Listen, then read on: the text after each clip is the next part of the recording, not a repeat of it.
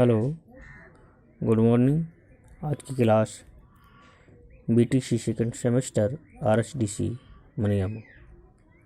आज नया अध्याय नई शिक्षा के बारे में आज हम अध्ययन कराएंगे।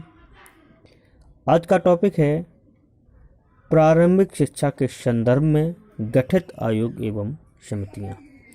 प्रारंभिक शिक्षा के संदर्भ में गठित आयोग एवं समितियां। आज प्रारंभिक शिक्षा प्रारंभ हुई स्वतंत्र भारत से पहले की बात है। तो उसमें क्या क्या है? स्वतंत्रता के पूर्व पश्चात की संक्षिप्त जानकारी आएगी। लॉर्ड मैकाले की शिक्षा नीति, वुड का घोषणा पत्र, हंटर आयोग, ऑकलैंड एवं कर्जन का योगदान, कोठारी आयोग, राष्ट्रीय शिक्षा नीति 1986 एवं प्रोग्राम ऑफ एक्शन 1992, यशपाल समिति, राष्ट्रीय पाठचर्या की रूपरेखा 2005 और शिक्षक शिक्षा हेतु राष्ट्रीय पाठचर्या रूपरेखा 2009। 2009 के बारे में कल ही मैंने चर्चा की थी। निःशुल्क शिक्षा एवं अनिवार्य शिक्षा पर विशेष बात कही गई थी 2009 में।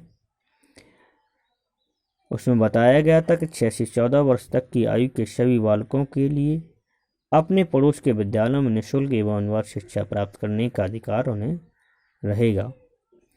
तो आज स्वतंत्रता से पूर्व संबंधित संक्षिप्त जानकारी। हमारी स्वतंत्रता हमें कब मिली? 15 अगस्त 1947 को हमारा देश आज़ाद हुआ। 15 अगस्त 1947 15 अगस्त 1947 को देश आज़ाद हुआ। स्वतंत्रता से पूर्व शिक्षा संबंधित संक्षिप्त जानकारी। भारत जब देश स्वतंत्र नहीं हुआ था उससे पहले भारत की शिक्षा व्यवस्था कैसी थी? तो हम 17वीं शताब्दी तक अनेक विदेशी व्यापारिक कंपनियां भारत में प्रवेश कर चुकी थीं। उनमें ईस्ट इंडिया कंपनी, इसे English Dutch east India company तथा फ्रेंच ईस्ट इंडिया कंपनी प्रमुख थी। क्योंकि ये सभी कंपनियां अपने व्यापारिक हितों की सुरक्षा में जुड़ी थीं। जो भी कंपनियां भारत में आईं और सभी व्यापार करने के मुद्दे से भारत आए थे और इन्होंने धीरे धीरे व्यापार के साथ साथ उन्होंने अपने पैर जमा लिए और अपना स्थान स्थापित कर लिया और हमारे देश पर भारत पर आक्रमण कर लिया था और हमारे देश को गुलाम बना लिया था और इसी के साथ हमारे देश पर राज्य किया था। तो 17वीं शताब्दी तक अनेक विदेशी व्यापारिक कंपनियां भारत में प्रवेश कर चुकी थीं। उनमें east India company, English Dutch French east India company प्रमुख थी। क्योंकि ये सभी कंपनियां अपने व्यापारिक हितों की सुरक्षा में जुड़ी थीं। अतः परस्पर ईर्ष्या अतः इनमें आपस में ईर्ष्या होने लगी, विदेश द्वेष की भावना तथा संघर्ष का शिकार होने लगी। इस प्रकार अंग्रेज, पुर्तगाली, डच तथा फ्रांसीसी व्यापारी परस्पर अपने व्यापारिक क्षेत्रों के लिए परस्पर युद्ध करने लगे और ये आपस में लड़ने झगड़ने लगे। तो उससे आपस में विद्रोह पैदा हुआ। इसी के साथ ईस्ट इंडिया कंपनी की प्रारंभिक शिक्षा नीति क्या थी? जो अंग्रेज भारत में रुके उन्होंने प्रारंभिक शिक्षा नीति क्या रखी थी? तो प्रारंभिक शिक्षा नीति के हम आज 4 पॉइंटों का अध्ययन कराएंगे मुख्य रूप से। और इन 4 पॉइंटों में तो सबसे पहले देखें 1611 और 1613।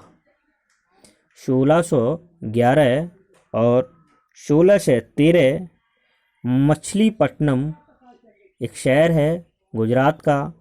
मछलीपट्टनम एवं सूरत में कारखानों की स्थापना की उन्होंने सबसे पहले 1611 और 1613 में मछलीपट्टनम शहर सूरत में कारखानों की स्थापना की।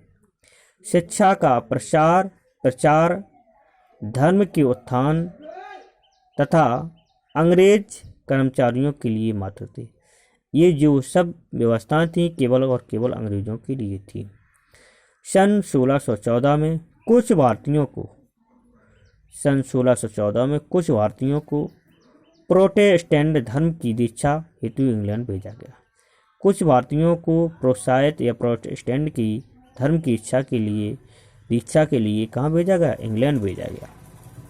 1659 आदेश पत्र इंग्लैंड से अंग्रेज मिशनरियों को भारत लाने की डिस्पैच इच्छा प्रकट हुई।